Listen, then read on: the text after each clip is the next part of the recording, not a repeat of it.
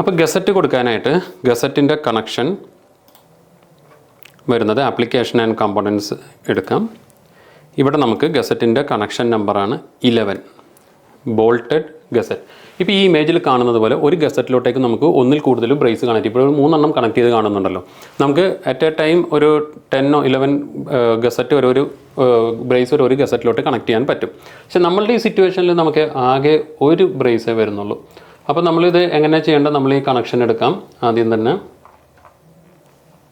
നമുക്കിവിടെ കണക്ഷൻ ഇവിടെ ഗസറ്റ് എന്ന് പറഞ്ഞ് നമ്മളെടുത്തു. ബോട്ടം ലെഫ്റ്റ് നോക്കിക്കഴിഞ്ഞാൽ ഇവിടെ എന്താ പറയുന്നത്? പിക്ക് മെയിൻ പാർട്ട്. അപ്പോൾ മെയിൻ പാർട്ട് എന്ന് പറയുമ്പോൾ ബീം. ഈ ബീം തന്നെ സെലക്ട് ചെയ്യണം കേട്ടോ. ബീം അല്ലാതെ വേറെ ബ്രേസിങ് ഇവിടെ ഈ കാണുന്നതൊക്കെ വെർട്ടിക്കൽ ബ്രേസ് അതൊന്നും പോയി സെലക്ട് ചെയ്യരുത്. ബീം സെലക്ട് ചെയ്യാം.